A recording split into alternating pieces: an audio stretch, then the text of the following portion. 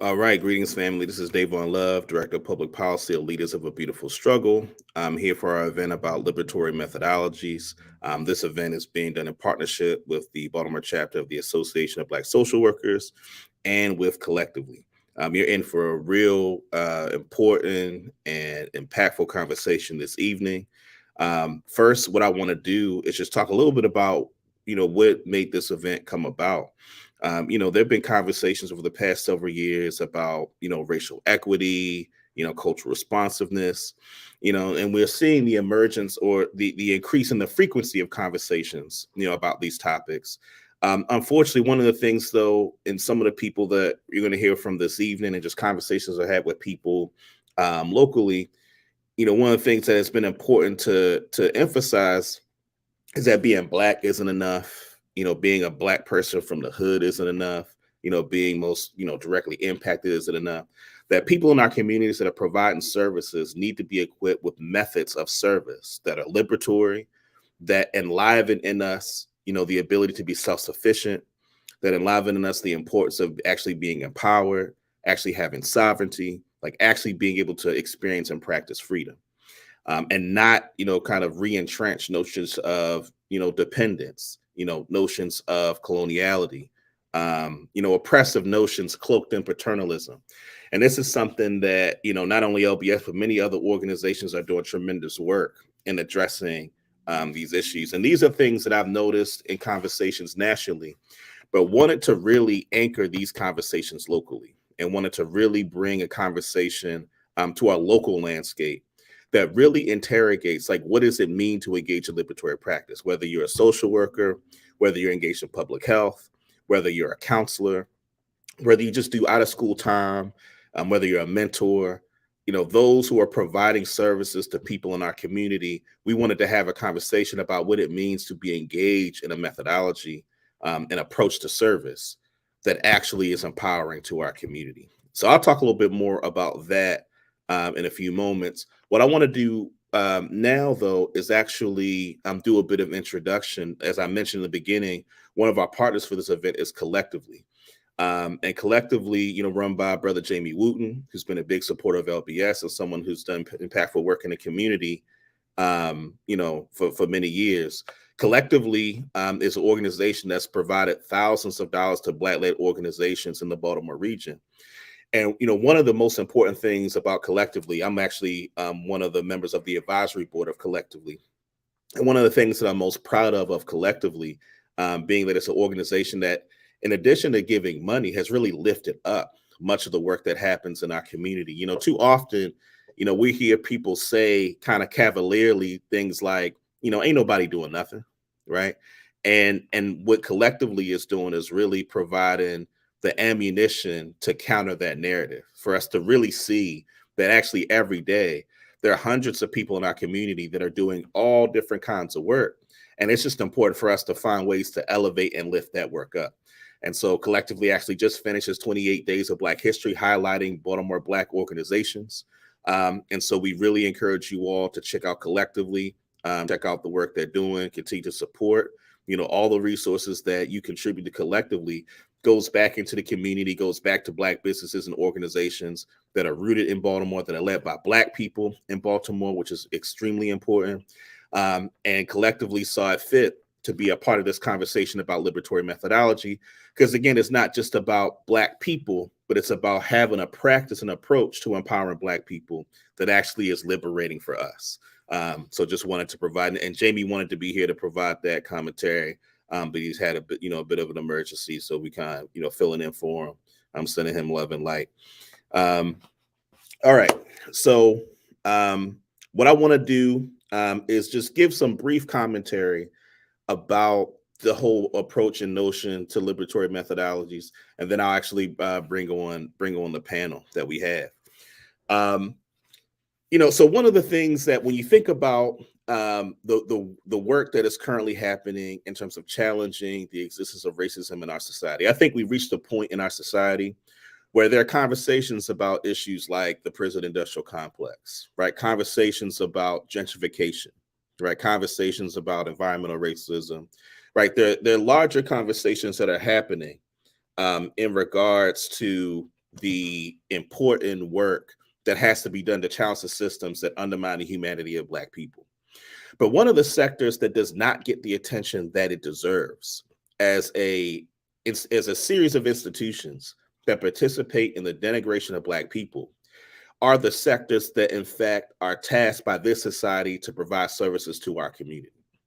And too often, those systems are not interrogated and challenged in the way that we might challenge other systems.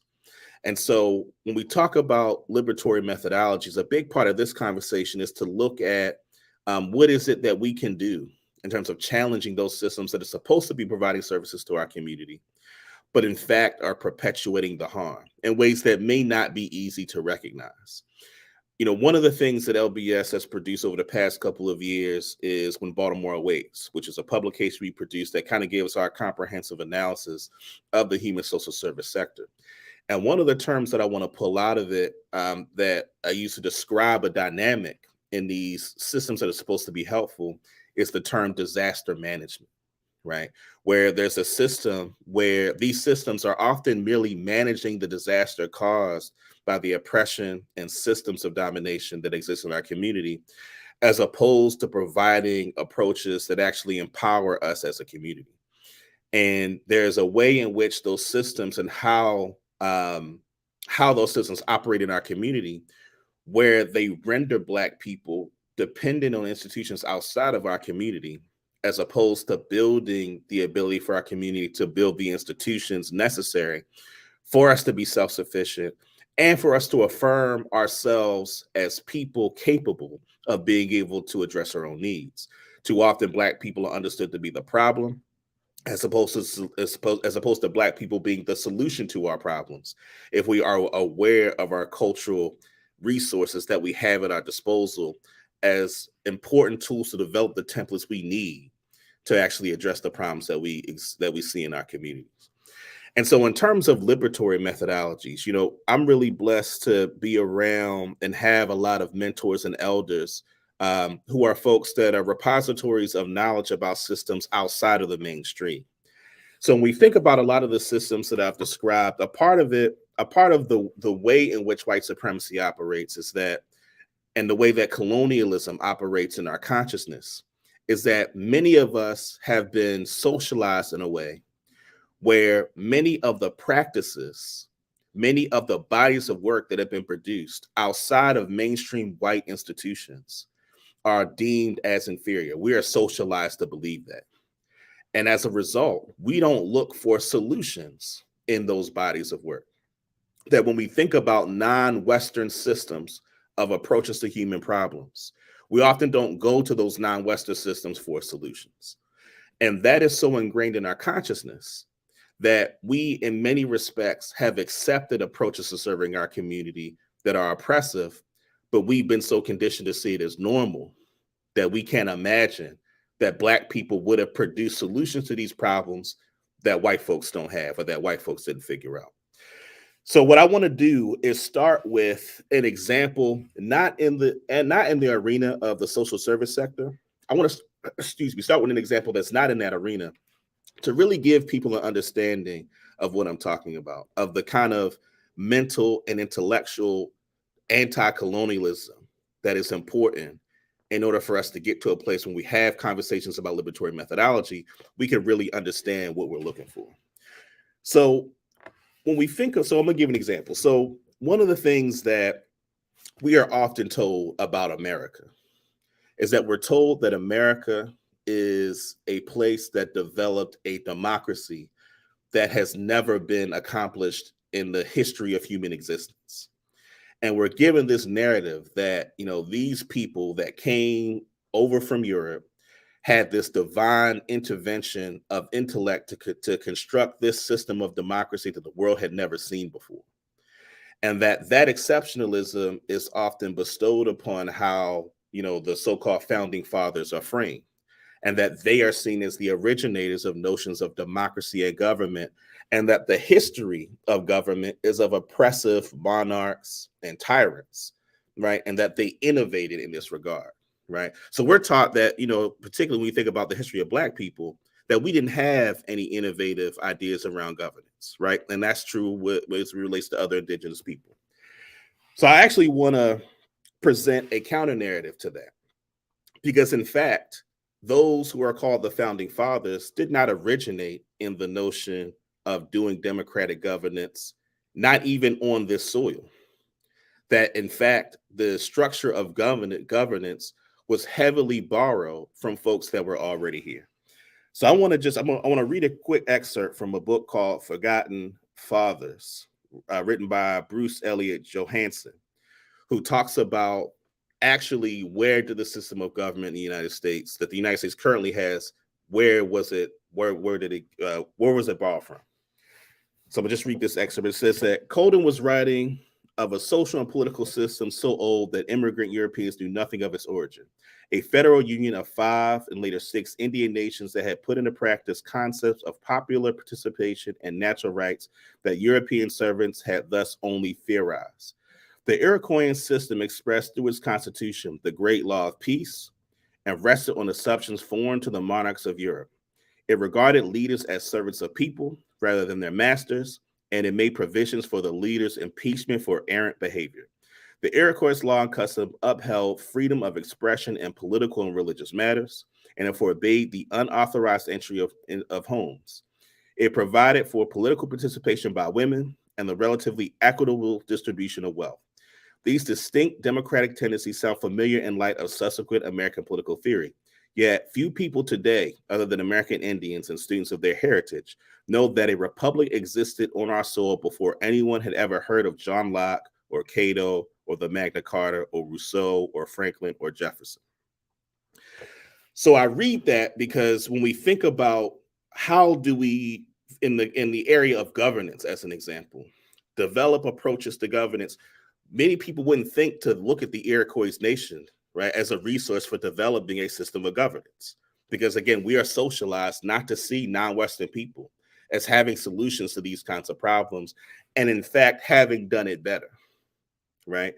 And so that's one of the examples I want to give for that. Now, in the context of the human social service sector, I want to give a big shout out to the ancestor Elmer Martin and his wife Joanne Martin, who is the director of the Blacks at Wax Museum, who wrote a couple of books that I think are really important.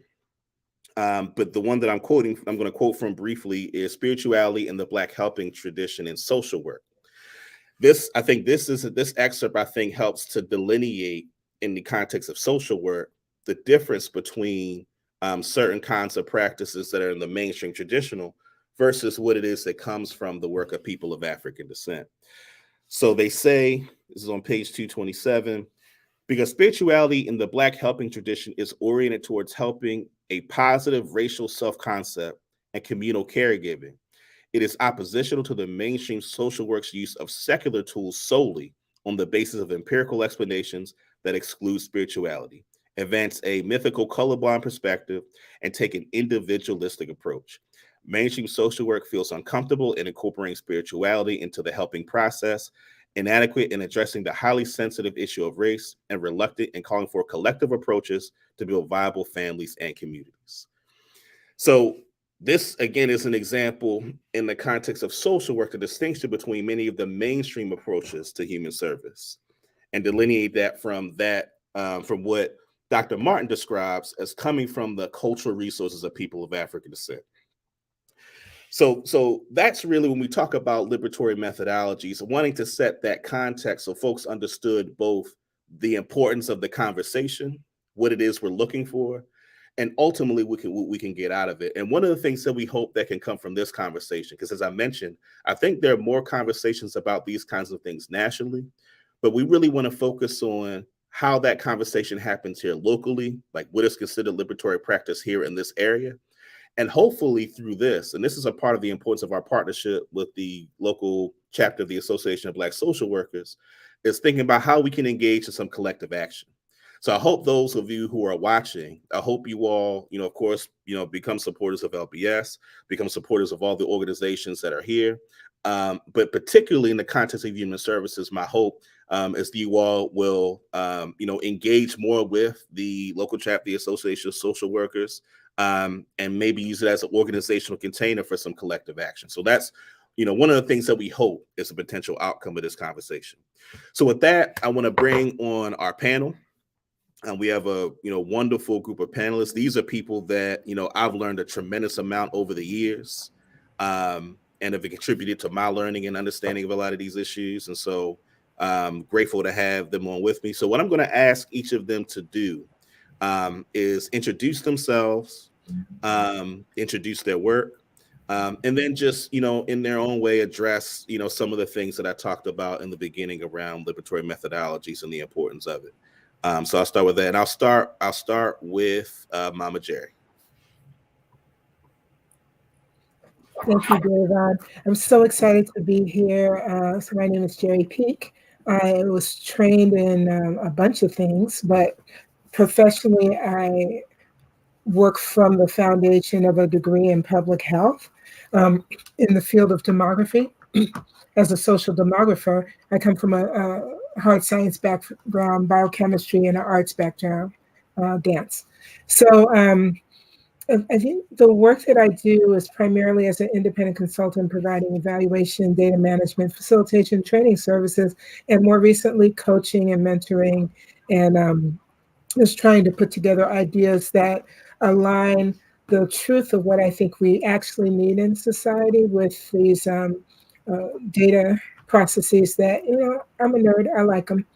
And so I've started calling myself a spiritual demographer because there are spiritual principles about who we are and how we operate that Dayvon's already touched on that should inform the choices we make about how we strive to better ourselves. So that's what I'm trying to do in my elder years, because I'll be 65 in a few months. What? How'd that happen? So that's me. And my firm is Two Gems Consulting Services, are the kind of business that nobody goes to unless you're an organization that needs evaluation. So thank you so much for having me. All right. Let's go to Cleo. Good evening, everyone. My name is Cleo Manago. My background is based in behavioral health and cultural anthropology with focus on the African diaspora and problem solving. I guess I want to make the point to contextualize what I'm going to say quickly is that we're in 2022. We've been in the context of white terrorization and anti-Blackness and the internalization of it for a long time now. And I think from my perspective, some things are worse, and we may or may not get into things that I think are worse relevant to Black behavior, Black self-concept, and Black capacity to decode and deflect the influences of internalized white supremacy mythology. But I am often called a social architect because I believe in creating languages, interventions, concepts, and experiences that recreate Black people in ways that affirm us, that make us not so-called resilient, but powerful. There's a difference between being resilient and powerful. Some people are resilient and they can hang out a long time and not die, but they still ain't powerful. My goal is that we become powerful and become clear about our worth and our value and what we've done. And I think the exercise that Dayvon gave us in terms of stepping out of the poisonous hegemony into the human facts is a part of the strategies that has to occur to get us in our right mind. Because right now, most Black people are what I call white supremacy trauma trance. We are not fully present. We're just barely here in survival mode and eating and sleeping, which is the normal things you do no matter what state you're in, because the body begs for that. And we're in a natural state of hyper anti-Blackness and have learned to normalize that. And part of becoming healthier and powerful is to decode, deflect, and denormalize white supremacist norms in the Black body.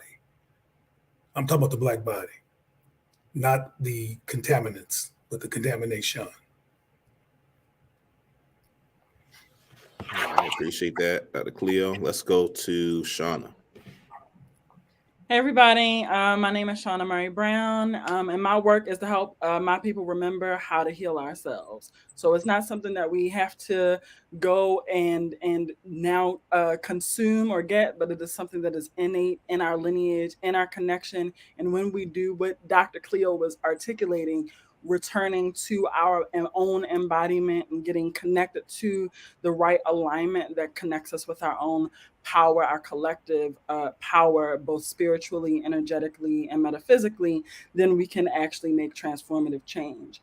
My work, what it looks like is everything from holding healing space in community, providing supports and frameworks for white racist institutions to shift, to get out of the way so that Black institutions can step into a liberation-focused reality, to training mental health providers who say that they want to support the transformation of Black folks, but are sort of caught in that hamster wheel of perpetuating the harms done and undone and done again. And studying, our history, our oral history, our African American history, specifically of those indigenous to Africa, but brought here forcibly, and reclaiming those healing ways so that we can get back to ourselves. And so, as the principle of Kindred Wellness, I seek to take institutions beyond race equity into actualizing anti-colonial, anti-racist, but most importantly, liberation-focused praxis. Happy to be here. All right, and last but not least, Bobby. Good evening, folks. Good to be here. You're muted. Thank you for the invite. Always good to connect with you folks. Bobby Marvin-Holmes, founder of Son of a Dream Services and Multimedia Resources. I'm also part of the Leadership Council of Baltimore Legacy Association of Black Social Workers. For myself, I'm a social worker with a background in news media. Often it's been times where people looked at me kind of strange when I said it, trying to figure out like how does the two intersect and align. For me, I connect to the tradition of Ida B. Wells. Ida B. Wells was a journalist as well as an activist. Understood the importance of the narrative. Even going beyond that, looking at the Freedom Journal, the North Star, how Black folks telling their own stories and celebrating who they are and their experiences has always been a part of the work, because your narrative is your identity, right? So as a young boy, I connected to storytelling, and throughout my growth from a boy to a young man, I continued on in the context of writing and telling the stories of my community, whether it was the Baltimore Times or another historically Black newspaper in Baltimore, the Baltimore Afro-American newspapers. And eventually I would start working and engaging with youth, particularly Black boys in Baltimore. And so now within my work, I engage Black youth around issues that's impacting their community using media to do so, whether it be books, whether it be podcasts, and challenging what youth development look like, right? And getting more specific and into the weeds of things when we use vague terms like, cultural competence, and really what is that? But getting to the specifics of what it looks like to engage Black youth, what it looks like to engage Black boys in a way that, to your point, Dayvon, you spoke about, that we're not continuing to pathologize Black youth, but honoring Black youth, uplifting Black youth. And as Brother Cleo talking about the healthy development and socialization of our people, and getting us to that place where we need to be. So that's what my work is about. Thank you for having me. All right. So I want to thank everybody for coming out and offering those introductory remarks. So what I want to do, and we don't have to go in any particular order, just a few questions to put on the table, and really just going deeper for those that, feel like they have a general understanding of what's wrong, but wanting to give people a little bit more additional detail and understanding. And so, we've thrown around this term, liberatory, a lot. And that's a term I'm actually starting to see more in spaces that, kind of like what about that, and so what I like, for any of you to address is what makes a methodology liberatory? How should we determine what that is when we see it? Anybody can jump in. I mean, I'll jump in. I think that one of the underlying things that has to be considered is how is this freeing? How is this going beyond individual freedom and going to a collective freedom that is had by all Black folks? I say freedom is individual, liberation is collective, and being crystal clear about that.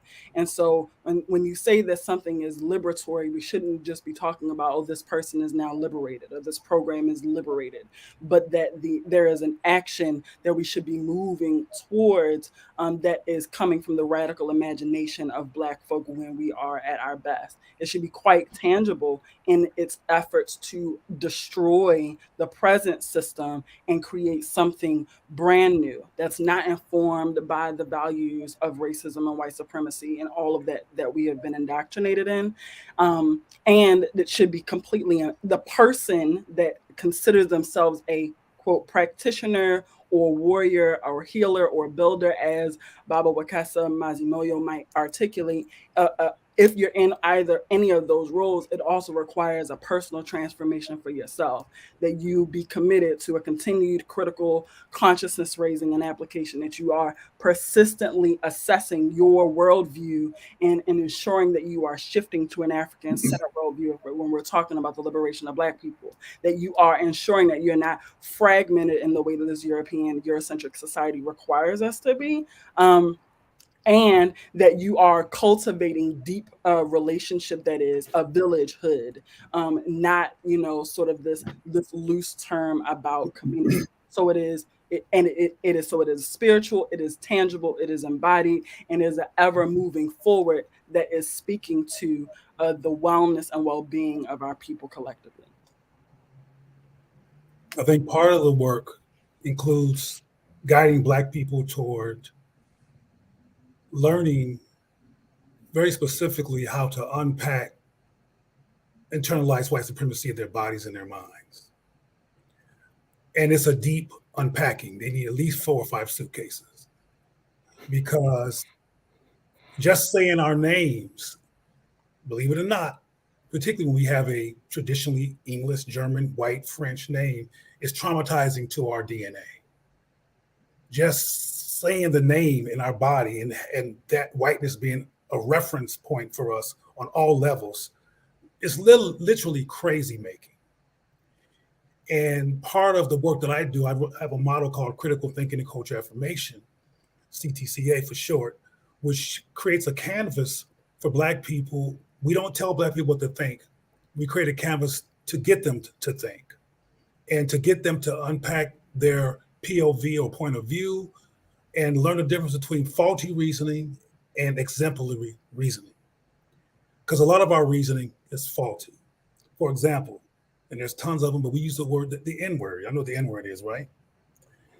And we're trained to learn to rebuild the word, redefine the word. And I'll say to somebody who's doing that, okay, what if I called you a stupid MF? Are you going to go redefine it, get some t-shirts made, and say that you made it different? Well, that's what you're doing when you say you're making the N-word different. And I help them through contrasting with organizations who get to be power in the present, the powerful in the present day.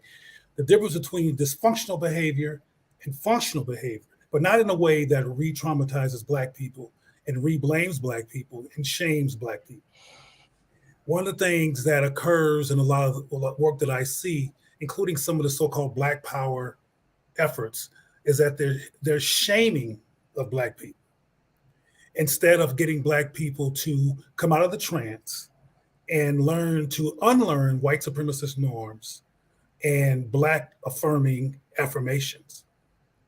So all that to say is that liberatory work is a deep dive that you have to create safe space for Black people to actually engage. Because one of the things that we also do accidentally is re-traumatize Black people. I'm talking about us now. I'm not talking about white folks. Just to be clear, white people are going to be white people. White people are going to be Black assaulting monsters. That's what they're going to be. That's a redundant, boring norm.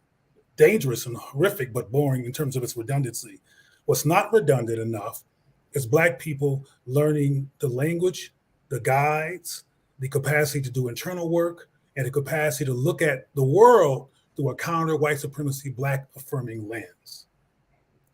And again, and I'll probably get to some of this later because I'm going to be quiet so everybody else can talk, but that is a specific phenomena that requires specific guidance in terms of getting Black people to make it normal not to harm themselves, and make it normal not to harm other Black people, and make it normal not to go to white people for sanctuary. But right now, that's normal for us. We think that Kamala and Judge Jackson and Biden are our newest saviors.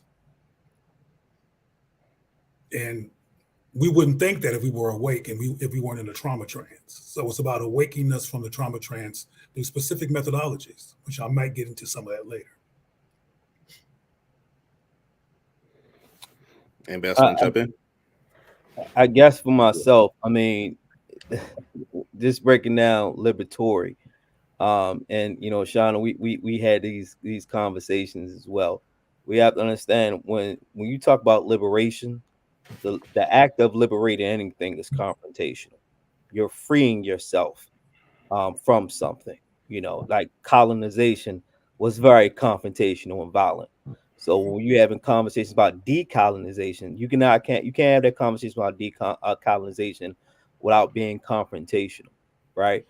So to break it down and just in layman's terms, in terms of my socialization, and how I was raised to think, well, not necessarily raised to think, but socialized to think, right? In that trance, as brother Cleo talks about, and how we are indoctrinated as social workers. You know, that what you're taught on how you're supposed to behave in response to the issues of your community, where it being articulated as your people are the issue of your community and you must fix them. And you just point to the language that we use: at risk youth. Our textbooks in the halls of schools of social works pathologize Black youth and Black families. We've had government reports like the Moderator report that pathologize Black families. So it's just been this perpetual indoctrination to teach you to have a disdain for your people. So when we step outside of the graduate schools with our new MSWs, that we're on a mission to fix Black people, which is only an extension of white supremacy and you know, in the form of white saviorism. We here to save you from yourselves. I've been guilty of doing that, thinking from that perspective and looking at life from that lens. I gotta go save the poor Black folks in the ghettos of Baltimore. That is my task at hand. And that was rooted in internalized oppression. And then it become weaponized because now I'm claiming myself as a professional and to harm people in order to fix people.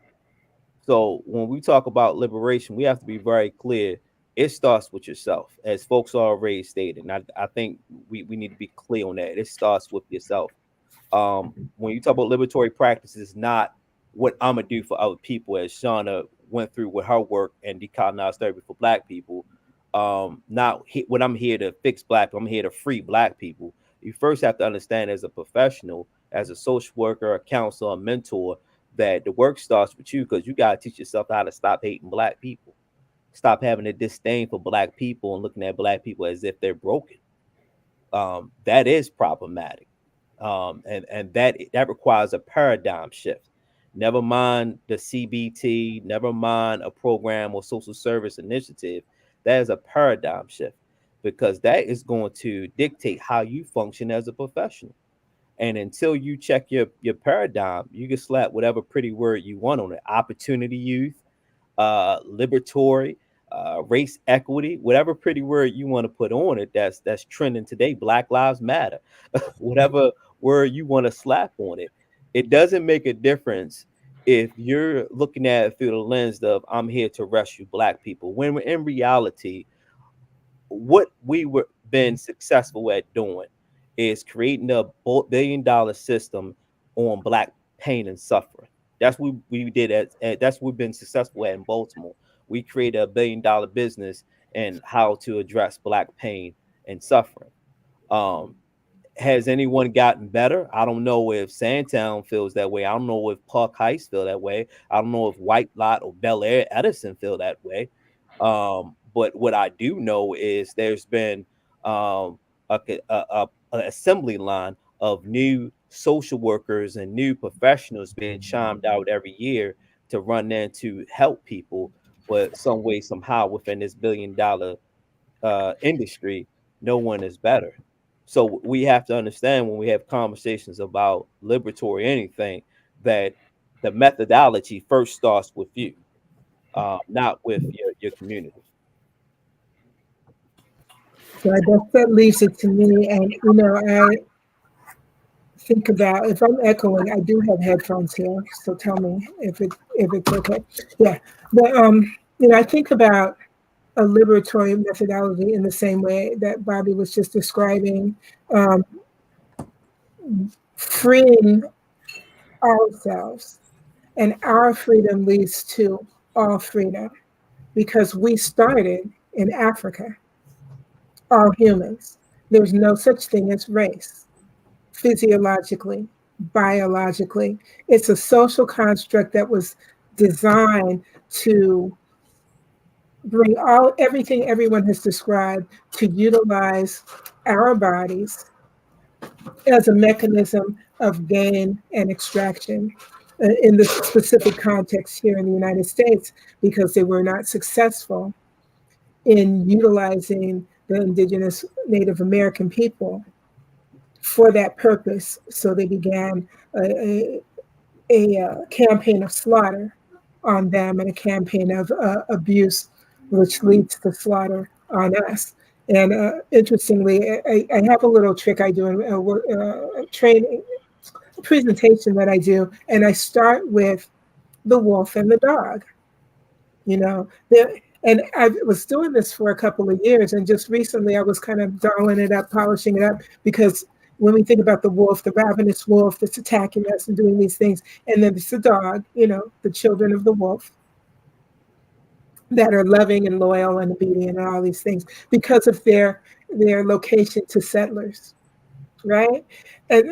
But I'm a biochemist. I don't know history as well as other people do. I didn't know nothing about no wolf wars.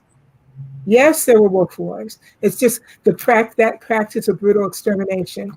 So the behavior of brutality and violence that exists within the population that has defined themselves as white and superior is an anathema to the continued advancement of humans.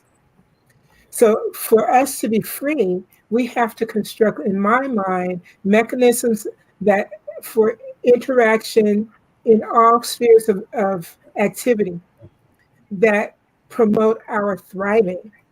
So they're not looking specifically at our challenges, but they can indeed solve specific challenges and problems, often in ways that are nonlinear, because we're not linear people. We're not looking just at what is the outcome we want to get, but in ways that are holistic, inclusive, collective, thinking about the well-being of all, looking at those most in need of it, that would be us, people defined and racialized as Black, but in a way that we understand that the truth is we are the key to successful attainment of a peaceful world by recognizing, realizing who we are. So to me, a liberatory methodology isn't something that I can say, this is what makes it liberatory forever and a day, but because of that process of always becoming, of transforming ourselves. Today, I see liberatory as, let me free Black people from these mechanisms. And as I get free from those mechanisms, I might be fighting using tools of the system because those are the ones that I see. But as I transform myself to become more loving, more kind, more accountable, more full of integrity, more holding fidelity to spiritual principles, the opportunities that I see in order to be liberatory, those magnify, those amplify. They don't even exist right now because our minds can't see them, or rather they exist in some sort of truth reality, but we can't see them because we're still clouded by the veils of struggle. As we peel those away, we'll be able to see more clearly. So, and I refer to that as transforming cells and systems. We can't stop and just like go on a mountain and meditate and fix the system because we're dying. We're struggling. So as we improve ourselves, we begin to improve the systems around us, but we also, more importantly, begin to construct, as Shauna was saying, mechanisms, systems, practices, purposes, ways of being, ways of doing that free us from the bondage that is still driving the whichever million Bobby's quoted. I don't care which number it is, but driving the fueling the money that doesn't help us. I guess I'll stop there. Yeah. So, and what I'm gonna do, I usually don't use like personal examples, but I'm gonna use an example that for me will actually help lead us to the next part of our discussion in talking about liberatory methodologies. You know, one of the things that is a big part of my development, personally, professionally, intellectually, was the activity of policy debate. And when I came into the activity of debate, it was in the midst of a movement nationally around exposing, Black youth to the activity of policy debate, which is a very elite white activity. You know, many of the, folks that drive the public policy arena, historically have come out of policy debate. You know, Rumsfeld, Karl Rove, Kissinger. Like these are people who exercise tremendous power in the policy and political arena. And so there was this effort to expose, more young Black people to the activity of debate through these urban debate leagues. What I didn't know at the time, and many of the people who I interacted with as a student in that program were people that I think were, for the most part, completely well-meaning, like people who completely wanted to do good. But what I recognized later on was that the nature of our participation, the way the curriculum was structured and narrated, it was structured and narrated in such a way that it was about taking kids from the hood, teaching them how to read better so they can go to college. And that was the nature of the pedagogy, right? What I learned later, right, is a brother that I met later from the University of Louisville, their Pan-African Studies Department and the debate team, Daryl Birch, who came to Baltimore. And there were a few other folks too who gave me and my cohort a different kind of training in debate. And that training enlivened in us the possibility that we could be nationally competitively successful debaters, but debating on our cultural and intellectual terms, right? And that was a big difference between how I was being socialized in a program run by folks for whom were engaged in a methodology of human service that was predicated on notions of Black inferiority versus an approach in pedagogy that was rooted in the notion that we could achieve the highest, level of success on terms that didn't require me to sacrifice my cultural identity, right? And I'm very fortunate to have had that opportunity. But I raised that, for some folks to concretize, like when we talk about liberatory methodologies, that difference is very important because there were lots of people who were students of the Baltimore Urban Debate League at the time for whom, because of that pedagogy, never got to experience the full benefits of what the activity can provide when you're able to be competitive on the highest level, and the intellectual benefits you get from being able to compete at the highest levels on our terms. Because when me and my debate partner, Devin Cooper, won the national championship in 2008, we went with an argument called the Black aesthetic, right? So we were using the Black arts movement, and that was the basis of us competing in the activity. So that gave us a sense of self, that helped contribute to a sense of self and intellectual firepower. That was not something, and there were clashes. There were clashes within those who were on staff and those who were teachers, because they felt, there's some people that accused us of brainwashing the young people, right? When in fact, these were young people that were coming into their own because of the power of those cultural resources that we were exposing them to. So I use that because what I want to do now is ask you all to reflect particularly on the importance of liberatory approaches in the human service field. So whether it's, again, social work, after school programs, social services, public health, like what is the importance what is the importance of liberatory methodologies, particularly in many of these human social service fields, that it's important for the public to be aware of and clear about? I'd like to just jump in there really quickly, just to build on your example and maybe move into that. But I think you know this, Dayvon. I'm not sure if you do, but the first logic model framework designed for Baltimore Urban Debate League, I did that. I designed that. It was after the program had been started, as is often the case with evaluation, and a couple years after having first heard about it, I thought, oh, so a foundation gets money to come and help Baltimore, and they think, this is what we'll do with our money. We'll get kids together to do policy debate. And I was mad about it. I could not believe it. And so first thing I learned is, do not curse things that the God is going to bring around to you to have to work with, because that came into my lap. And so the example that you give of transforming policy debate into something that can actually be used to leverage our own cultural advancement, really, to me, because of, where I was coming at the time, I'm like, this conflict-oriented society uses that conflict to perpetuate what it's doing. LBF has turned your experience into a mechanism for training young people out of that. But then the next level to me is to say, look at Ubuntu, look at the circles of decision making, that we can surface in information collectively so that we refine to the best thing we can think of doing right now so that we can do it, absent the structure of conflict. So I think that shows us how it's not like one is bad. It was awesome what you did, because it wasn't awesome what I got. And then to move forward, but it's beautiful to me to have met you all, just to see what you did with it, because I was pretty mad about the whole thing. Anyway, I'll be quiet. I'll come back around. So one of the things that comes up for me when I think about the importance of liberatory practice and figuring out what that practice actually is. So as you are doing the work of transforming yourself, as Bobby articulated, as really everybody has articulated, it makes me think of an experience I had working as a mental health clinician in a residential treatment center some years ago.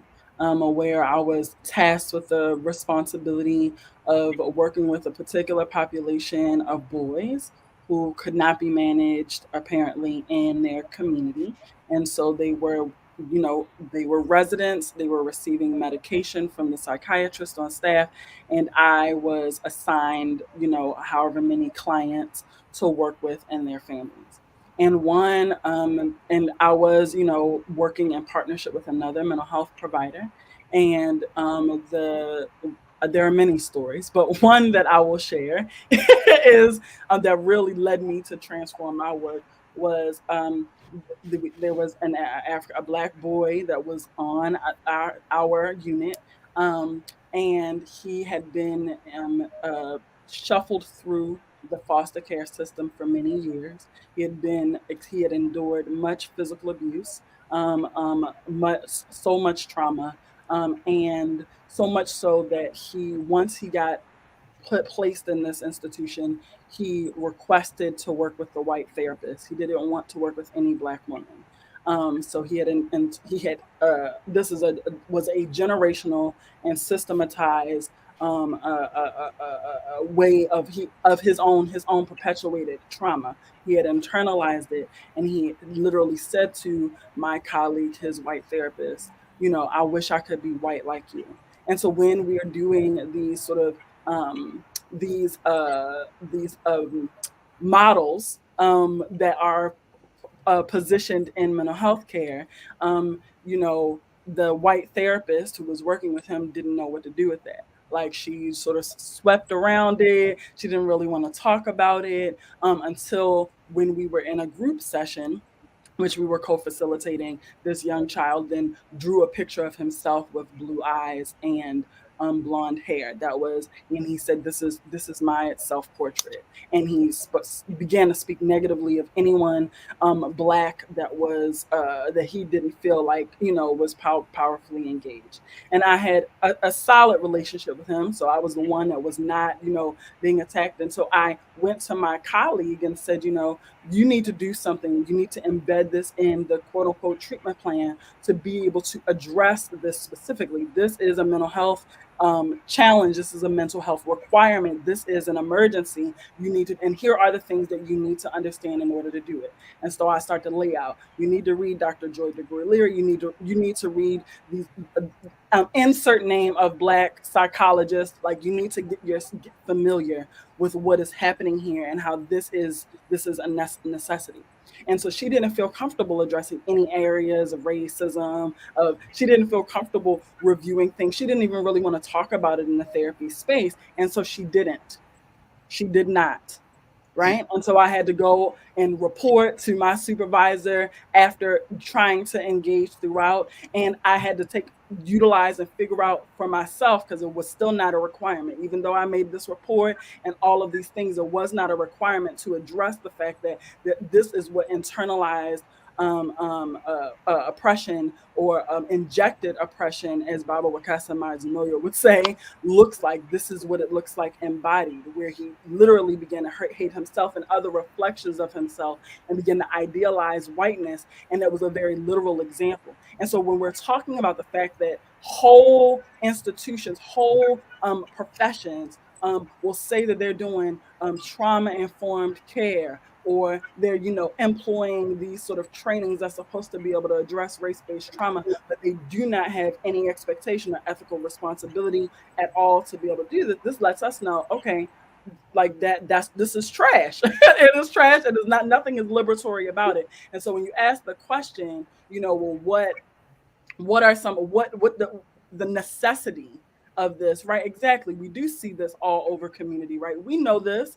We know what this looks like. And folks like Bobby and myself and Dayvon and Dr. Cleo actually have history of enacting programs to undo that. But those things are not considered evidence-based practice. Those things are not, you know, positioned in the research and the ivory tower of, you know, mechanisms to be able to transform. And so having these conversations, normalizing this and problematizing those that are cloaking themselves with this language of doing all of this great work when they really don't know what the fuck they don't know what they do. I'm gonna take a break. I want to just say that liberatory work with Black people, between Black people, requires having a welcoming, loving attitude. That might sound corny and hokey. I might want to get y'all favorite violin out, but I'm serious. Part of the strategy is to not re-traumatize Black people, even when they saying stuff that gets on your very last long toenail nerve, that you do not respond abusively. Yes. So I want to say that, because that's something that we have to embody as practice for transformation and being a source of relief among Black people instead of a source of new trauma or sustained trauma. One of the things that Bobby said earlier, and I'm going to get to some other things, is that we have to start with ourselves. Well, I want to add to that a lot of us have no clue who ourselves is. So we can't start with ourselves often in a way that's practically helpful, because we have no clue who we are. Some of us unconsciously think to be pro-Black is literally sacrilegious. It's fighting with white Jesus, which is wrong. Now, I'm not saying it's wrong from my perspective. I'm saying that's what's happening in our psyche. And we really got to do some harvesting of the normalization of anti-Black thinking in the Black psyche to liberate ourselves. Because getting back to what Bobby said, we don't know. A lot of us don't know. A lot of us think I think it was Shauna who mentioned these well-intentioned people. There's a lot of us, and I think Bobby started off talking about how he used to be. But even when he was where he used to be, he was well-intentioned even then. And I think you develop your career as somebody working social services because you want to help.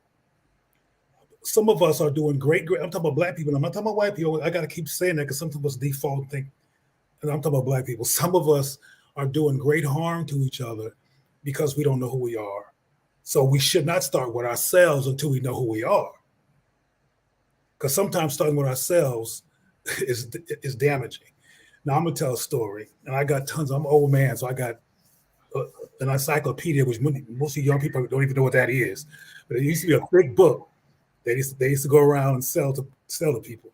Anyway, I was in a store. I was getting ready to say the store, but I'm not doing any commercials. I was in a very popular department store, and there was a black woman about 35 years old or so. And this was around so-called Christmas, Kwanzaa season time.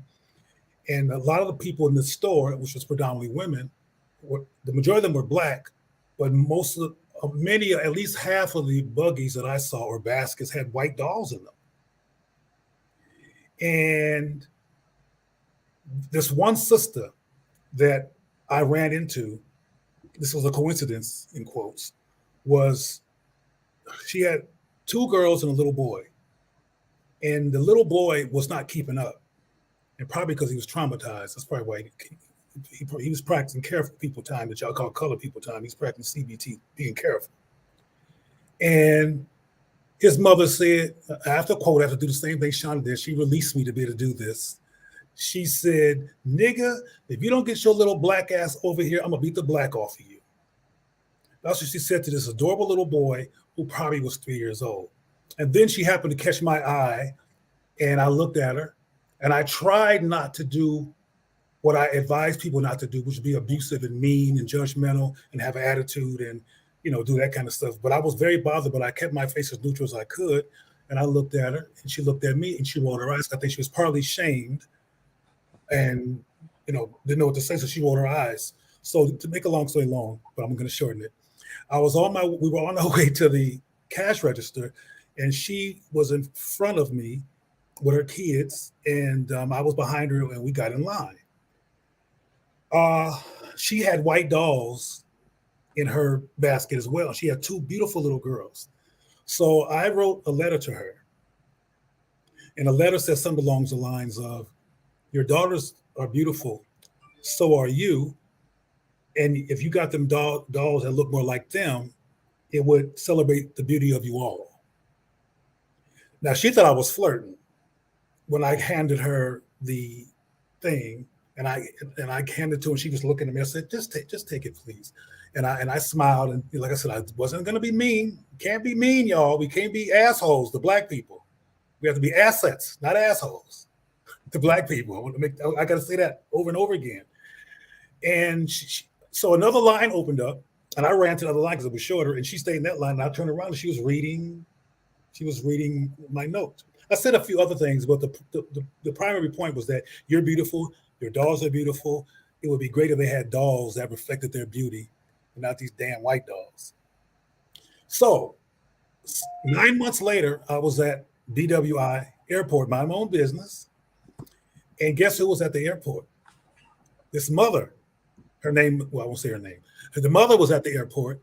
She was some distance from me, and she saw me, and I saw her, and she waved at me, and I waved at her, and I went to her. Now, we didn't even know each other, but that's what we did when we saw each other at the airport. Yes. Oh, God. Come on now. Exactly. But she hugged me, and she backed up from me, and she was crying. Yeah. Now I'm getting emotional, but I'm not doing that. Y'all taping and recording this stuff. Man, let them tears go, man. She backed up and she was crying. She said, I was not trying to hurt my children.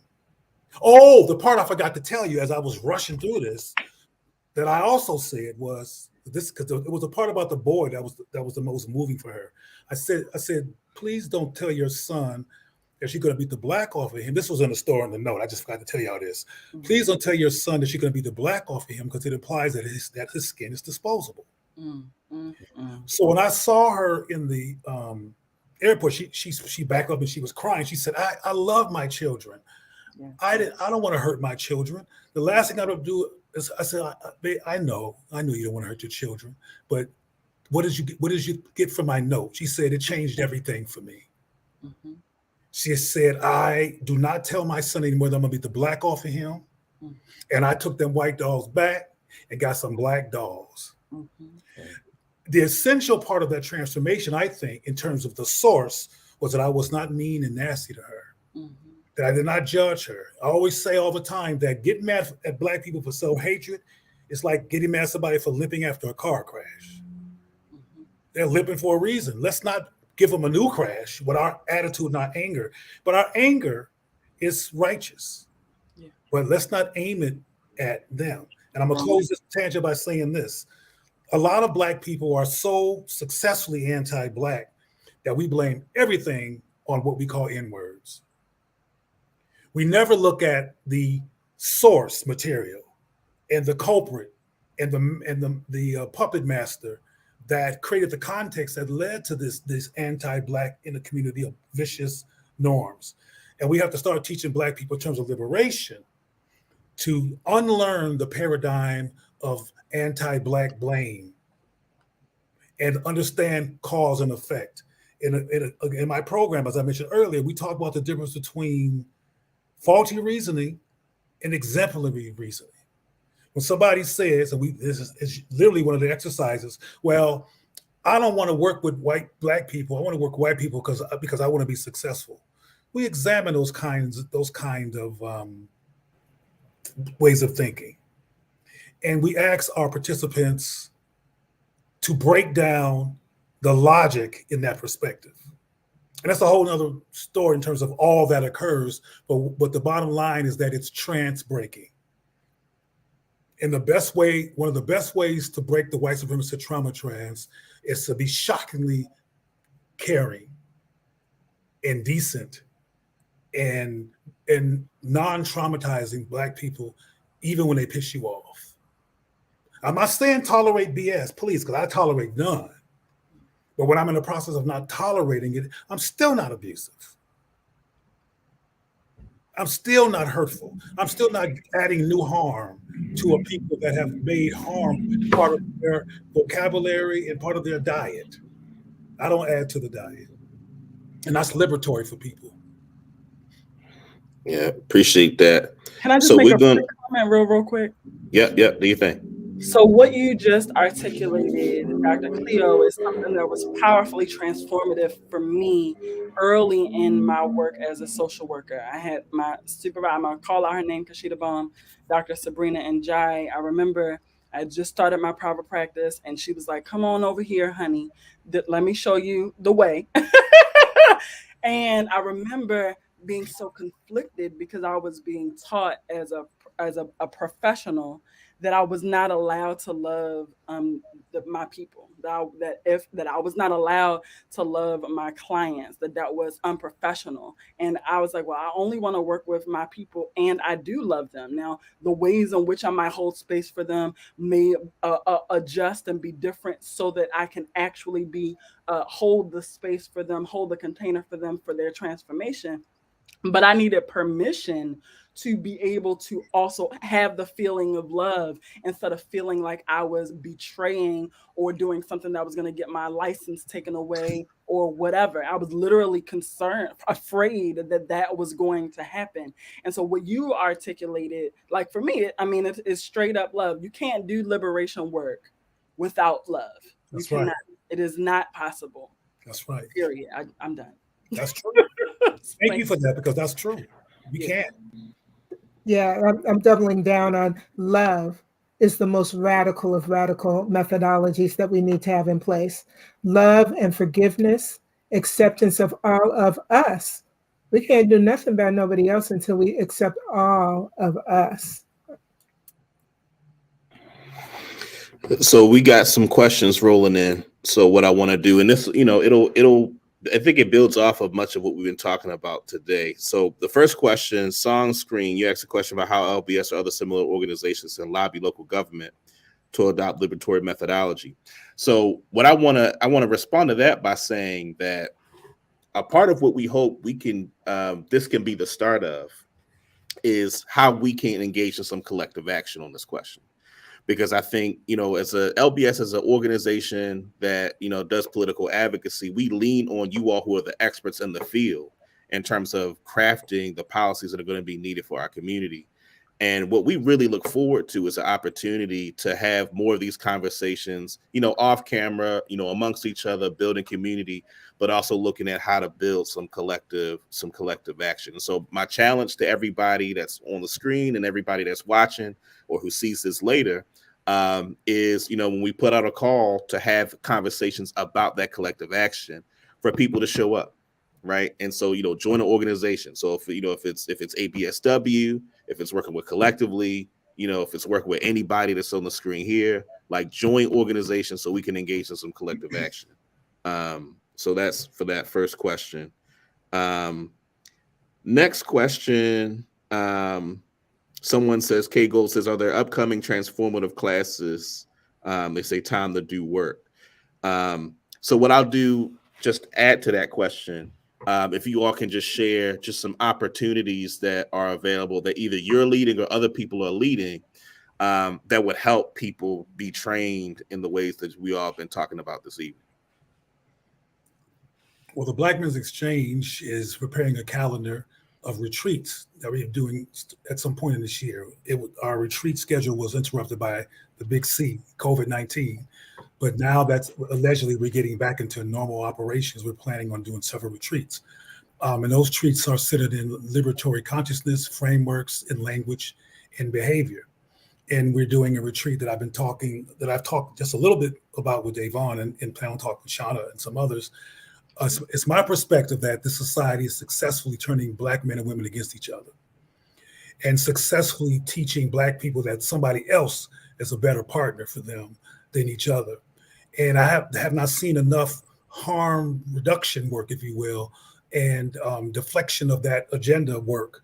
And so we're doing it. The Black Men's Exchange will be holding a retreat, inviting presumably heterosexual men and women, Black men and women, to come to these retreats to unlearn being mad at each other, to unlearn almost unconscious negative perspectives of Black men and Black men of Black women, and learn how to be each other's ally and asset, and deconstructing all of the messaging and agendas that are blatant that anybody can see if they're working, if it wasn't for the fact they're in a trance, that are trying to turn Black men and women against each other.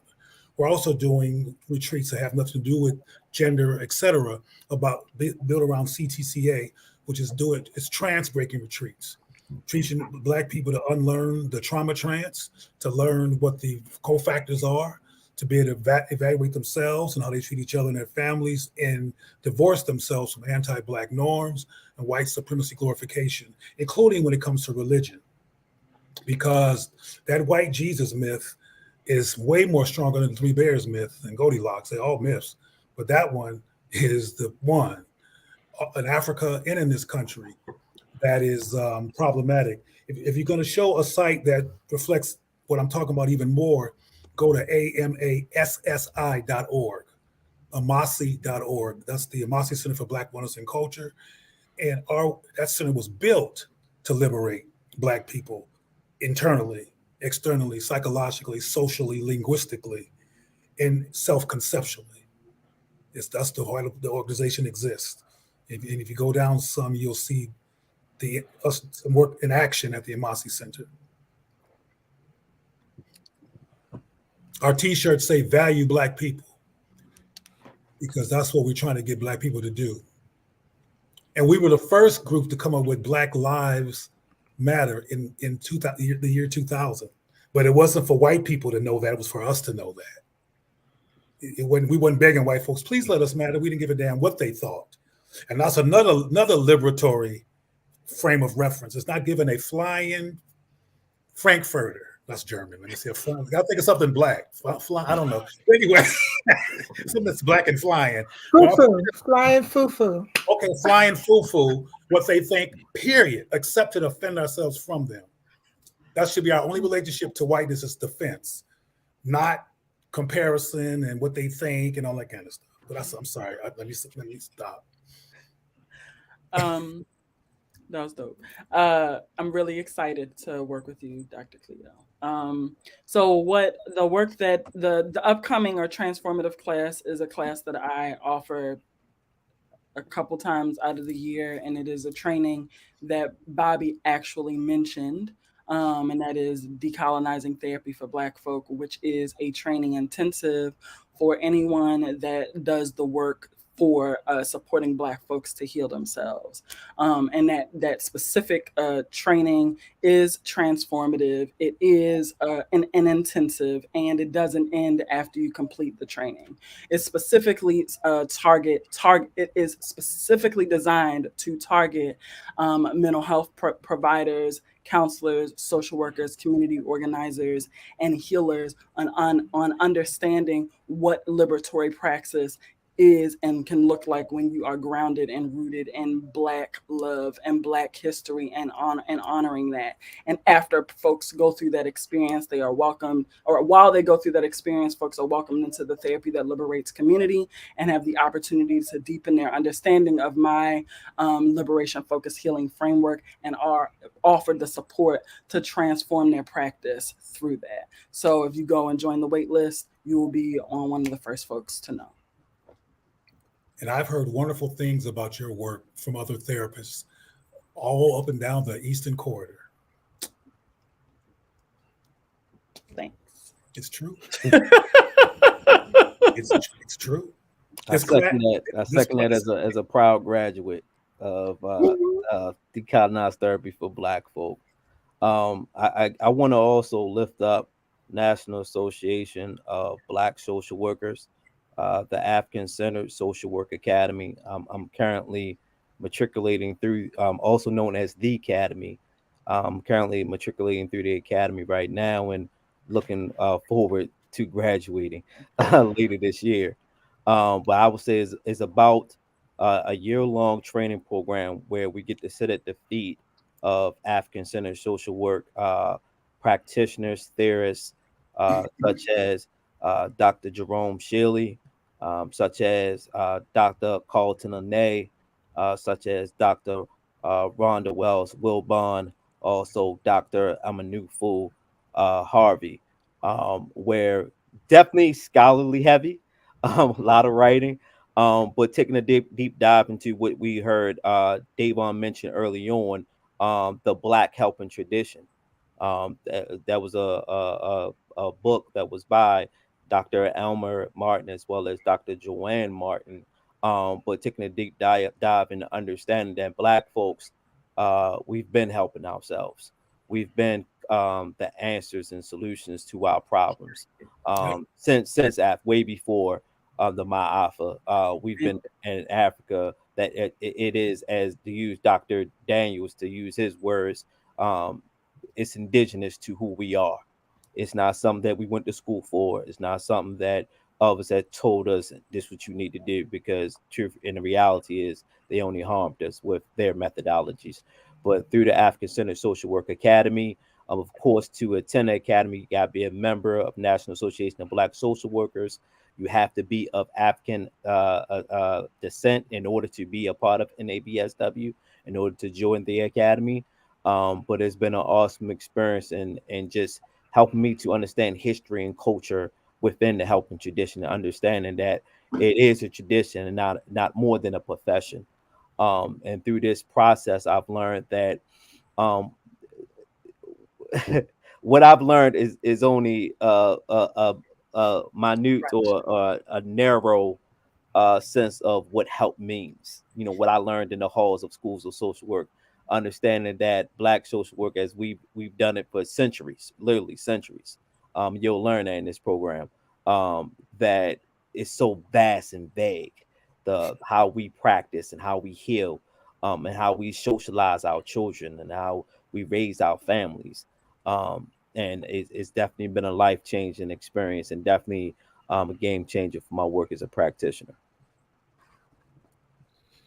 I don't have any fancy websites to show about stuff. Because my website is being redesigned. But you fancy, Mama Jerry, it's you. Keep going. But two things I just want to notice. One of what, inspired by Dayvon and Shauna, I started a Liberatory Learning Circle of data professionals. Just really, it's a healing circle more than anything else. and an innovation circle, but we're not trying to come out quickly with outcomes and rules, but just to talk about how this informs the way that we're working. So if, I know that social workers are so diverse, and there's a diverse, I know I sent this out, I don't know who's on here, but people who might be interested in the Liberatory Learning Circle can contact me at jerry@2gemsconsulting.com. Just look up Jerry Peak. It'll, I'll show up in your search, and just contact me. It's cool. The other thing is I'm a Virtues Project Master Facilitator, and I was actually meditating on my Virtues trainings I want to do later this year. They've been disrupted by things like the death of my dear friend, Deborah Isanki Sims, who was a social worker. She taught at Bowie State and at Sojourner Douglas, and I am actually doing the work this evening in her name as we lift up our ancestors and do service. It helps them and they help us. But I'm thinking about sort of repackaging some of the ways that I do my virtues training to be very specific and doing liberatory virtues trainings and conversations, so we can think about how we get to that loving healing center, how we operationalize that in order to fuel our liberatory approach and stance. And the last thing I have to offer is I've developed a presentation which I call Better Being for Clearer Seeing. It's designed for evaluators to help them understand how their view of Black people has been constructed, and to let us begin to think about how that construction makes us buy into cognitive dissonance. I don't know how you're paying people to do data work for you who intentionally don't see stuff. Mm-hmm. Read what you're supposed to see. So, I have a sort of a canned presentation I'm taking around here and there. And if anybody's interested in having me come and show up to do it, I'd be more than happy to bring it out and customize it for your community. Yeah. So as we come up on time, what I'm gonna do in a few moments is put up a bunch of questions and ask people to address, any of those questions they want to address. I noticed that someone asked if you can join LBS. LBS, we're not a membership organization. We invite you to be a sustainer to support our work. We invite you to sign up for our email distribution list. And that's vastly important for our work. When we do our legislative work, when we tell people contact their legislator, that's something that is a big part of our work. We're going to be in Annapolis tomorrow, watching a voting session for a bill around requiring police to, if they interrogate a young person, they have to have a lawyer present and notify the parent, right? So that's, a pretty straightforward piece of legislation. We're going to be down there. It's a part of what we do. So we encourage you to sign up for our email list. But also, additionally, what I want to say is, we were really intentional about picking the people that we asked to be on this panel. These are all people that do extraordinary work. And one of the things that I think is important is for us to support the people who are doing the work, right? Because a lot of times, we can be critical of what folks are doing outside of us, and that's important. There's a place for that. But I want to really encourage people. I just talked about LBS being a sustainer, but like I said, there are people on the screen that do amazing work. And so we encourage you to support their organizations, to join their organizations if they're membership organizations. I know, again, ABSW is a membership organization. I know Amasi Center has programming, so there are people who are doing work, and we urge you all to actively support their work. All right, what I want to do now, like I said, there are a bunch of questions. Some of them are similar, so that's why I think we can put them up kind of in. Hey, Dayvon, can I add one thing? Yep. You mentioned collectively earlier, and I'm just thinking that for the people who want to fuel funding Black initiatives in Baltimore City, there's a Black Giving Circle 360, and you can take your dollars over there, and so they're redistributed to help the peoples, and because that's how we've always done, sat in circle, help one another. Absolutely. Thanks for raising that.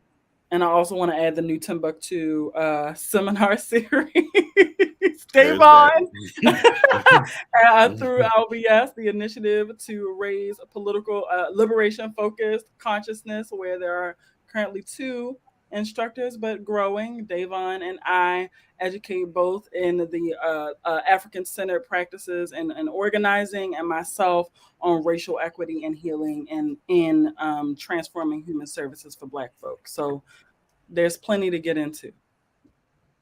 Absolutely. Thanks for raising that. So let's so like I said, I'm gonna raise some of the questions. Adam will put them on the screen. I'm gonna do a few, and then folks can pick and choose the ones they want to address.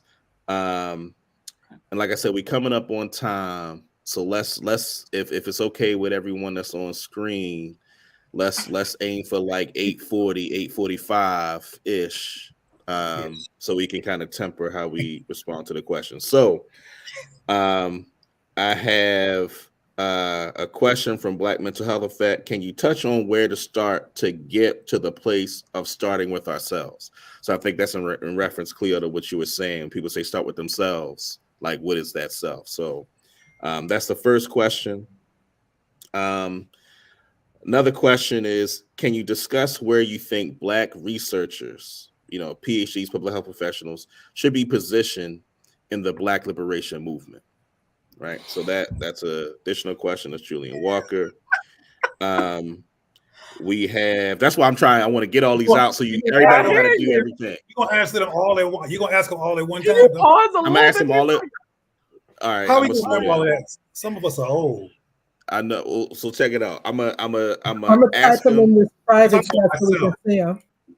Yeah, they are in private. So I'm all right. So those are two. Go ahead. We're gonna work on it. We're gonna help each other. Yep. Go ahead. Those are two. All right, and then the next one. This is a longer one. And Adam, if you could put this is Letitia Sharp's question.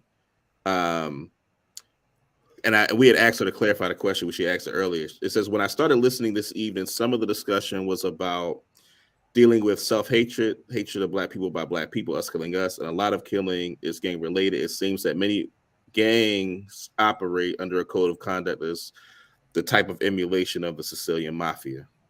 So that's one question. And then that question or statement, yeah. I wanna affirm that, yes, right? Like, yep. And another one from Black Mental Health Effect. What do you panelists suggest non-credential community folk do with this work? Yeah. All right. So, and then I saw Duke, I saw your question about having a hub for vetted organizations that do work. So again, that's that piece that I keep talking about in terms of collective action. So when we put out the call for follow-ups, so that's the part we want to build that collectively. No pun intended. So, or intended, maybe that was intended. So yeah, I threw a bunch out there at y'all, these questions, and I think that's all of them. So y'all can address whichever ones. Did I hear that you were going to put the questions up on the screen, or was I hearing that? We put it in the chat. Oh. Yeah, we have a chat so that we can make sure we're doing what we're supposed to do. If you click the private chat, you'll see they're quickly and poorly typed, but they're in there. Working together. All right, so I'll start. Okay, I'm gonna do where should Black researchers start and get with, and the role of PhD students in the liberation movement. And Mama Jerry, we're gonna have to tag team this a bit.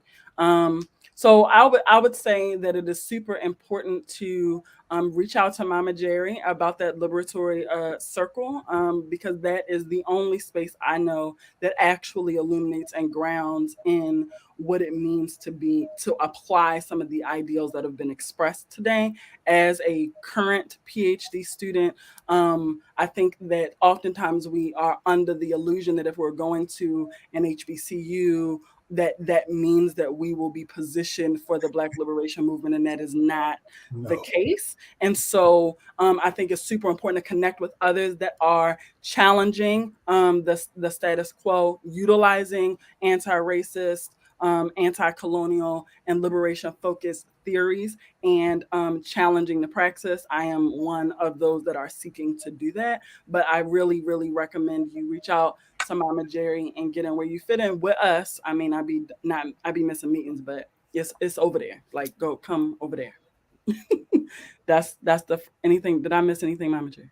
Yeah, I guess what I would add is that when you look at your professional association, if there is, and I know there is, a SIG or a TIG, technical interest group, special interest group around Africana studies, Black folk, whatever it is, if they're not doing something, that's a place to organize. And I would start with Healing Space.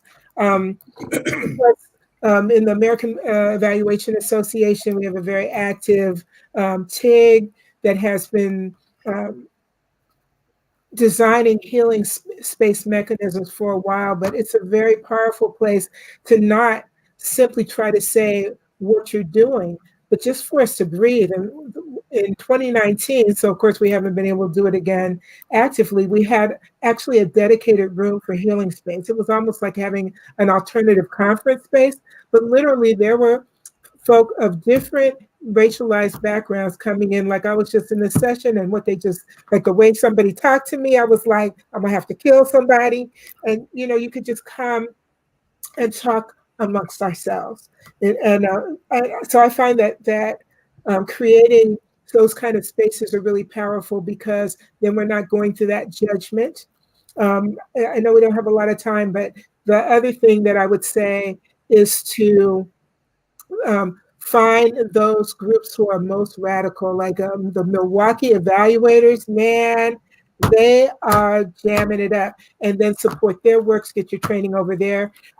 Sometimes you'll recognize, like they had someone, I can't remember the sister's names, which is good, so I can't backbite her, but she was so vehement in the truth she was saying. I knew her mind had been broken by racism. And she was out there doing this work, but it's just like, so that's, we can come together and heal ourselves. So. I just want to say real quickly, to let seeking the PhD be an expansion of your toolbox, not your self-definition. Don't get all caught up in doctor this and doctor that and act like you're better than somebody because you AINT ain't.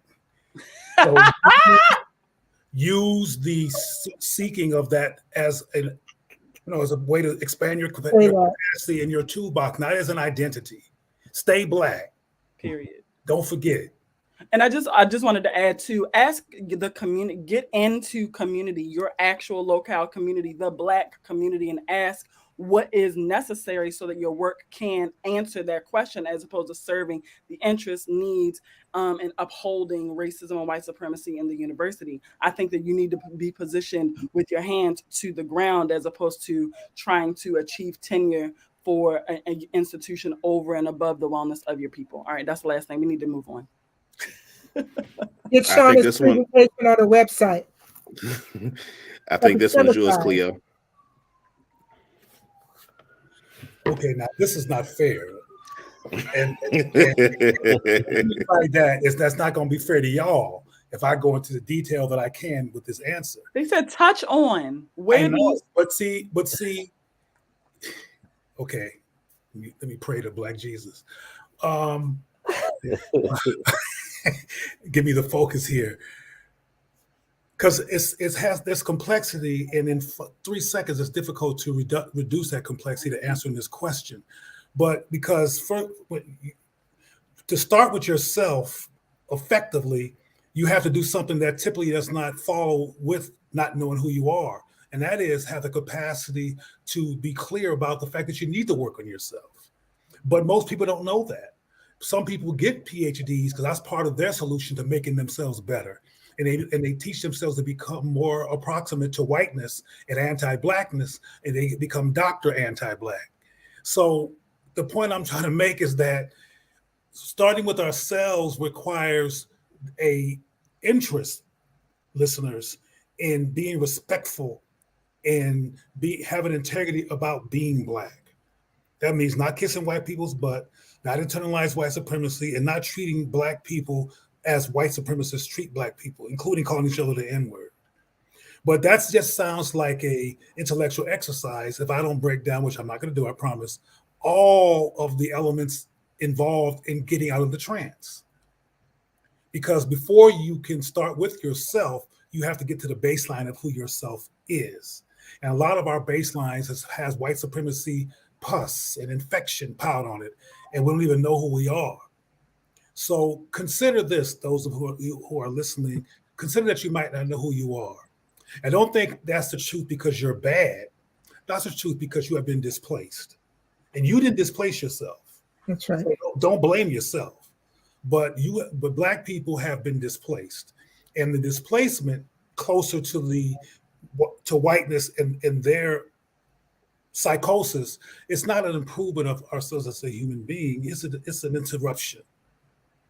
So you have to consider that. And also, I'm talking to the person who's the most out of touch with who they are right now, who's possibly on an unconscious basis questioning everything that comes out of my mouth because I'm a dark-skinned Black man. Well, if you're doing that, understand, and I say this with love, you are tripping. So know when you are tripping. And if you're being anti-Black while being Black, you are tripping. If you're praising white people or any of their religions or anything while being Black in ways that deface you, you are tripping. So try not to trip. And when you start tripping, you can start being in a place of knowing who you are. And I just want to add to that, because brother Cleo, I'm one of those different type of learners that I need to see concrete application, or I ain't gonna get it. You just now said I'm saying on the side of Maku side of me. So I think when it comes to that transformation, I want to give the analogy and example of Detroit Red transforming into Malcolm X. That what he needed in that process, he needed what Shauna has coined and used rooted village cultivation. You need community in this process and that support. Because you have this transformation, it is decolonization, liberation. That's confrontational within. And that that's a lot of anxiety and trauma coming up that one can't sit with by themselves. I've tried that, and what happened with me, what came up for me is anger. That I didn't know how to redirect. I didn't know how to channel. So within that transformation process, you need community. You need to get with folks that elders, sit at the feet of elders that can guide you. Brother Cleo, Mama Jerry, sit at folks that can guide you with this process, that you can ask tough questions, because you're going to have some rough days when you're getting to the point where you're starting to, what was once normal to you one day is no longer normal. And you're starting to question that, and then you feel alienated and isolated in those spaces because people looking at it say, what's wrong with you? You coming a little Farrakhan or something? What's up with you? Because they don't understand that you're going through some type of transformation. Mm-hmm. And you seem very lonely going through that by yourself. So having support, having a community around you when you're going through that, having people to validate you second guessing your decision. Because you may say, man, white supremacy was just a lot easier. I know I wasn't right, but hey, ignorance is bliss. So you need someone to help you process that. I needed that.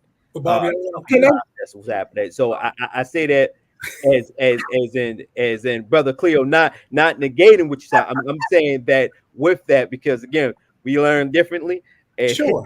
You got to tell me, go down to the store and get this from the X, Y, and Z from the store. Sure. For me to get it and understand. I understand it, and I'm willing to have a class with you. Yes. But I want to say that some people don't have community. And you're right. In a perfect scenario, there are people to lean on, to reflect on, to engage. And we should build that community. And I've been working on that, and I'm doing my best to build that. But the work I did with that sister in Target was not, I'm just looking at strategic, options here. I didn't build community with her.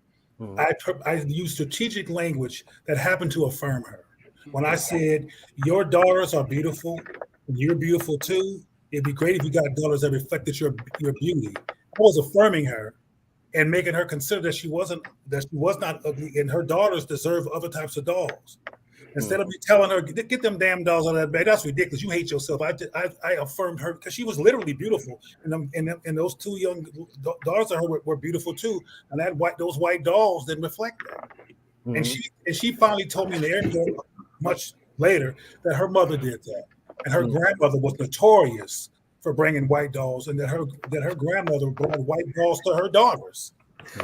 It was one of the role models. But my point in all that to say is that, yes, have a community is good, but using strategic language and trance-breaking triggers can help people even when they're by themselves. And to that point, what you did is what the Martins call extended Black family. where you became uncle. Like you talking to me now, you big brother. So even though this is a matter of an hour and 45 minutes, you became big brother to me.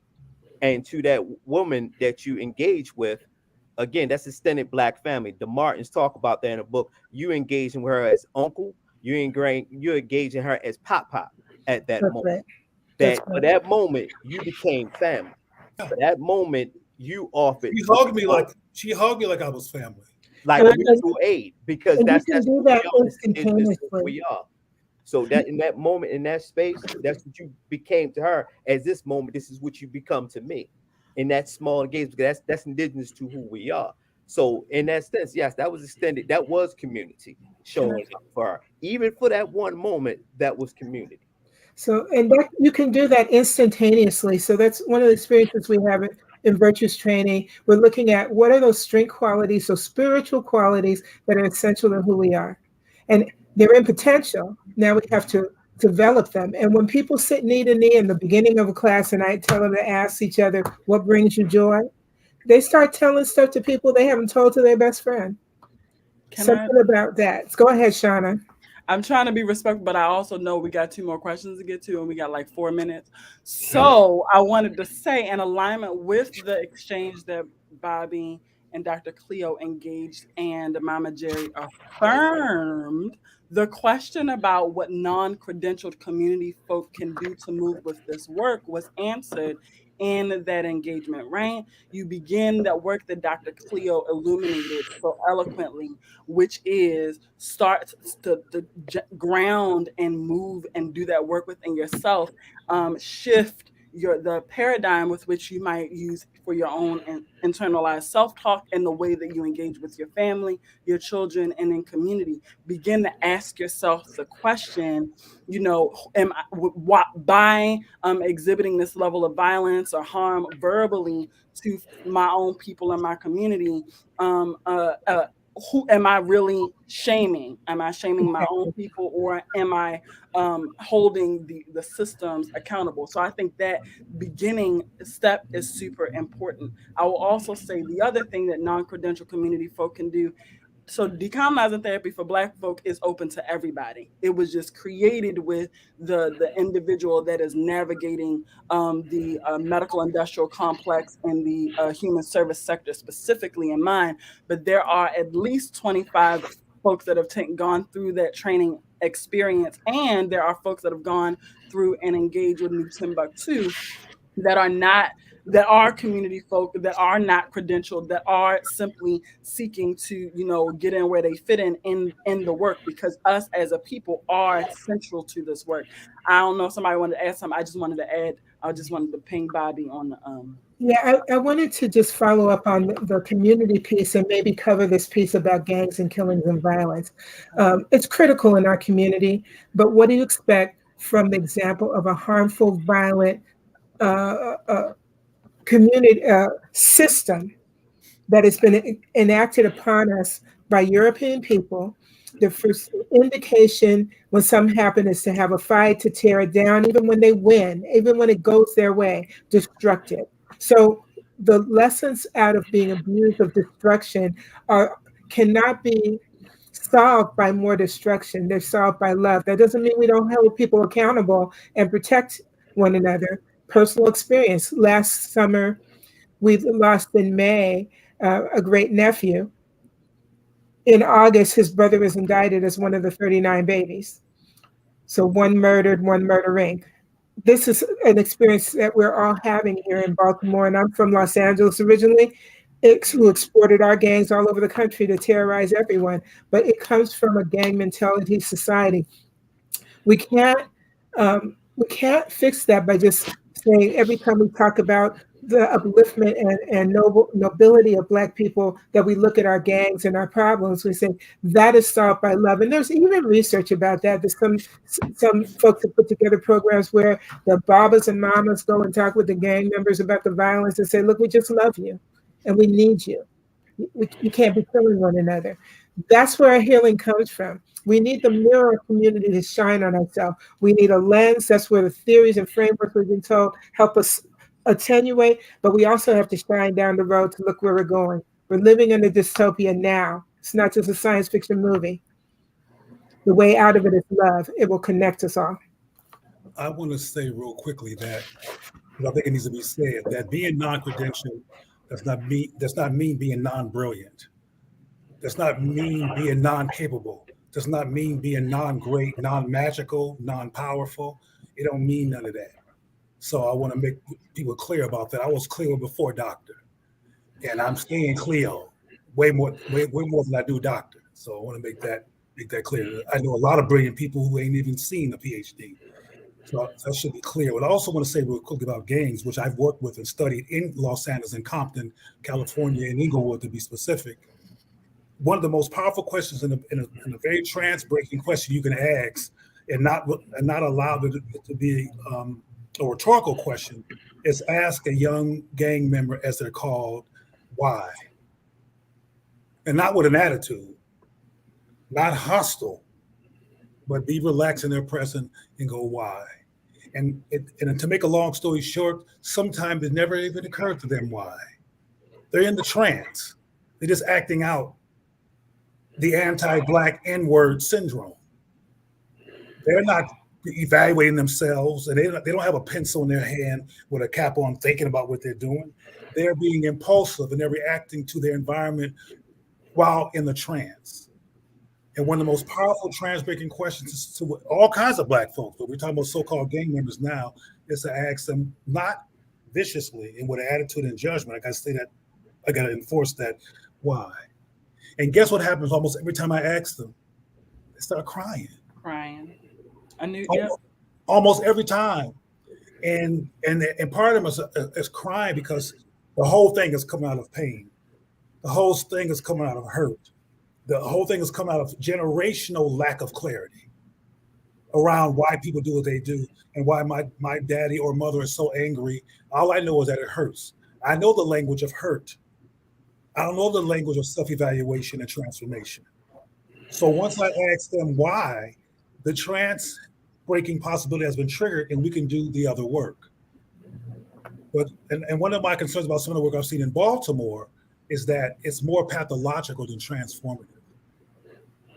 And there's some white folks doing the work too who really need to go somewhere in terms of, away from us, our community, doing so-called anti-violence and anti-Black work. You got the violator sitting in the chair to do violent work. So anyway, the main point is that why, sincerely asked, and it's not a rhetorical question, would be a great step to transformation and liberty. Tell the truth.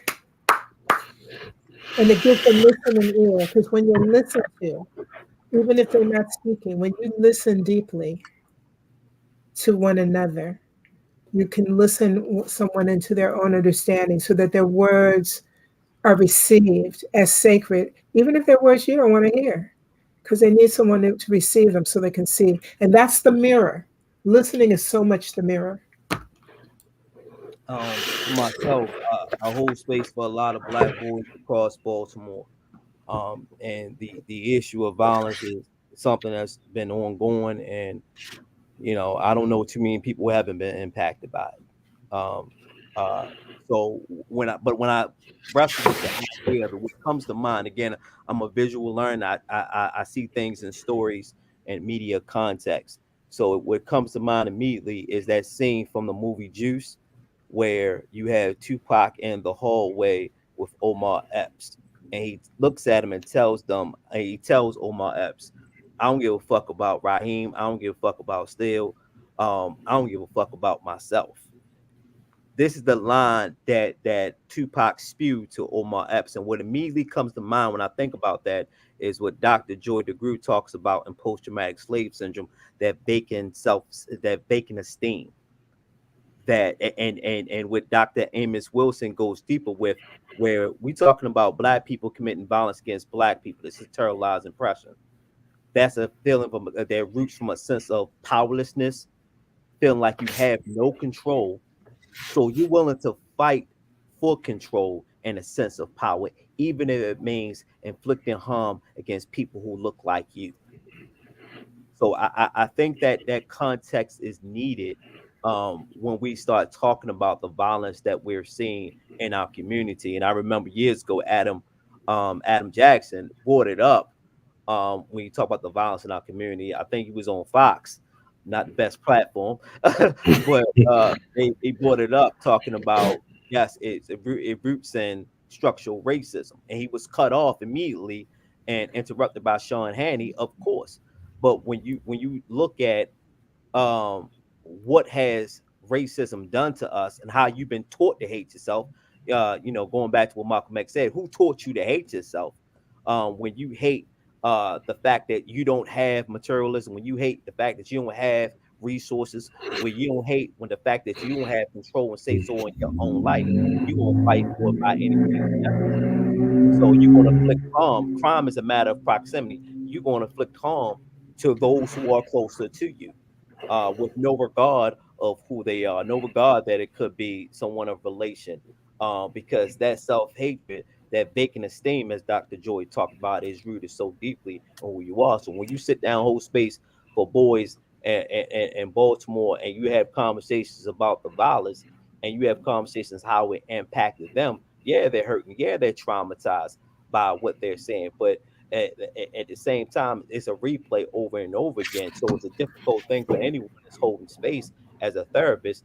How you talk about trauma focus when they're being re-traumatized every day, given the conditions that they live in, given that their cousins just got shot and killed, given that their mom, their father just got shot and killed. So I think that context is needed when engaging our boys around. And I say boys specifically because you look at who are dying out here, they're black men. And you look at who are engaged in certain behaviors, they are black boys. So we have to be intentional and firm and particularly loving black boys vigorously, and holding space for that development and that socialization. So real quick, because I know I'm gonna let y'all get a chance. What I want to do as we turn to conclude, because it seems a lot of people have really enjoyed the conversation. I've really enjoyed the conversation, and this is definitely part one. So what I'm gonna ask everybody to do is I'm gonna ask everybody in their next statement to make it a closing statement, and if you could include just some recommendations or suggestions around collective action, right? That in terms of next steps, like things that we can be, thinking about doing together. That could maybe serve as a basis for a follow-up conversation that we have when we're trying to really look at collective action. And before, let me just, again, thank y'all, because like I said, I've really benefited from this. A lot of people who've been watching have really enjoyed this conversation. I'd love to do it a lot longer, but we don't want to hold folks up. So like I said, in your next statement, make your closing remark.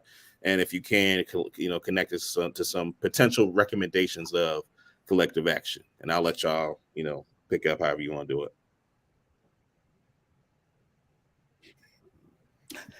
Don't get quiet now. Well, I'll go first. So, I just started out. Oh, wait, Sean is ready. No, I'll just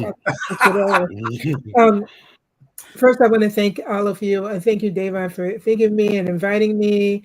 Thank you, Brother Cleo, Brother Bobby, Sister Dot, beloved Shauna, for joining, just teaching me so much this evening. I'm always open to learn. And I think that one thing you can do is be open to learning, not assuming that what you know is all you need to know. Doesn't make it wrong, even if it's something you have to change. It might have been what carried you to here, so you could hear what you need to hear. So don't discount your path or your past, but be open to learn, to remember that we are spirits having a material experience. And so think about, in terms of when we're doing things for community. I saw my dear friend Nia Redmond with her comment, who's done so much in the community, but sometimes just get to know your neighbors, talk to them, have spirit with them. When it's safe, share food with them, and think about how you can strengthen your little part of community rather than this institution building where you have an idea, you build an institution, and you try to get it fueled up so you keep it going. That's the right way. we do it together. That's enough, because it will grow from there. Next. I just want to say thank you for the opportunity. Always great to connect with you all. Good to seeing you all. The work will continue, and at Baltimore Legacy Association for Black Social Workers, we continue to have these conversations publicly and internally about the direction we're going in. Folks can go to our website where they can get information on how to join Baltimore ABSW and get involved to continue this collective these collective actions, and we do it in partnership with folks like Sean and folks like LBS to push us forward. In the beginning, I didn't bother to speak about my associations like everyone else did, so I'll do that right now. I am the chief advisor and lead trainer for the Black Men's Xchange. I'm the curator of the Amasi Center for Black Violence and Culture, and I'm currently the interim chief executive officer of the Pride Center of Maryland. And without going into a lot of discussion about the latter, it's an organization that has been historically anti-Black and racist, but it ain't no mo. And I use my Black accent to say it, to emphasize that it ain't no mo that way, because it couldn't be that way with me being involved. In terms of what that entails, that's for another conversation. But I wanted to thank Dayvon and Adam and the LBS crew for thinking of little old me, inviting me to this discussion with you all, because liberatory conversations are very important. And one of the things that we have to do is trans breaking and de-siloing ourselves and creating active family of different types of organizations working together, particularly those of us who have enough sense to love Black people, because we need to break the cycle of the implication that we can't work together, the implication that we can't get along, the implication that we can't be a team. That's that mythology is role model because of trauma and fragmentation and anti-Blackness. But part of the solution is a role model of the opposite of that. And this conversation is an example of that. Us working together, us talking together, that we come from different organizations, and continuing this, particularly when we get a chance to do it live in front of the community in living color, is part of the solution, and continuing this dialogue and letting it develop and grow. Y'all the bomb. Okay, so I really believe that we need to make a commitment to be quiet with ourselves within the next 72 hours, so that we can draw from that silence, that communing, that grounding, and from the inside out, make a commitment to connect with one super dope and amazing organization on Collectively's website or one of the folks that are here. My invitation to you is that you begin first in silence. You begin first in sitting with yourself, because many of us are going, because we are afraid of all the emotional eruption that will come, that will take over us if we take the time to be quiet and to be silent. I can say that because I experience it on my own and have to consistently make the decision to allow myself the freedom and the safety to be quiet with myself and with others, so that I can tap into who I really am. And so my invitation is that you set time to be quiet with yourself, and that through that, once you come out of that silent activity, that you allow yourself to express however it is that you need to express. Is it a voice memo? Is it writing it down? Is it drawing a picture? But something that will guide you to what is the next right step to actually taking action, as opposed to absorbing this information as mental masturbation and not actually making connection. So my invitation is that you start from the inside and you pull it out. You go to Collectively's website, you go to LBS, go to any of our websites that will be available to you thereafter, and just make one connection, so that you can begin to sort of walk in alignment with what comes up for you when you are quiet with yourself. I am so super excited to be able to be in virtual space with y'all. And now I gotta go. put my baby to sleep. All right. So for the family that's watching, want to thank you all for sticking with us through this program. As we mentioned before, we're going to continue to have folks reach out. We're going to have follow-up conversations because we definitely want to turn this, as I keep saying, to collective action. Again, want to thank all the panelists for being with us this evening. As Shauna said, please sit with yourself and do the work of, reaching out to an organization, joining an organization, volunteering, whatever you're called to do that. And look forward to following up. Well, one of the things that we're excited about, speaking particularly for LPS, is that these are conversations that I think a lot of us have had with each other. A lot of us have had in silos.